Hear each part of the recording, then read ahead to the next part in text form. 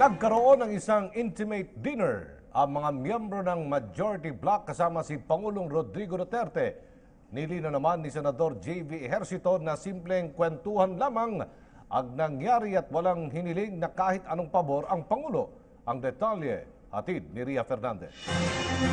Very light in conversation.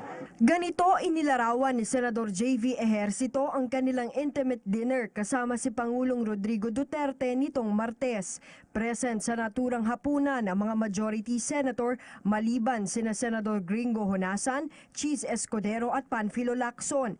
Ayon kay Ejercito, simpleng kwentuhan lang ang nangyari at walang pabor na hiniling ang Pangulo. In fairness to the President, wala siyang hiniling, wala siyang tinulak, wala siyang inendorso, wala siyang tinanong tungkol sa investigation. So very light lang. Pinakamabigat umanong isyong kanilang pinag-usapan ng war on drugs. Ipinunto umano ng Pangulo ang kahalagahan ng pagbabalik sa Oplan Tokhang bilang tugon sa ating problema sa droga. Kasabay nito ang pagtutol niya sa extrajudicial killings.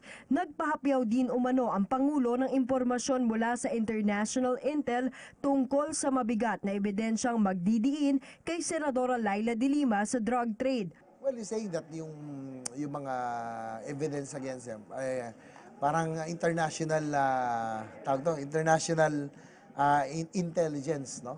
Supplied, no? It's not only the local ang nag-supply ng intel report against De Lima.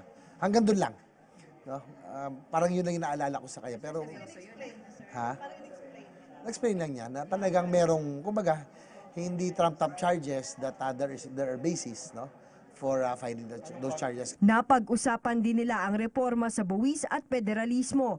Wala naman daw nabanggit ang Pangulo tungkol sa death penalty, martial law maging ang kumpirmasyon ni DNR Secretary Gina Lopez at Senate reorganization. Para kay Senador Antonio Trillanes IV, na kilalang kritiko ng Pangulo, wala siyang nakikitang masama sa pagsasagawa ng intimate dinner ng kanyang mga kasamahan kasama ang Pangulo.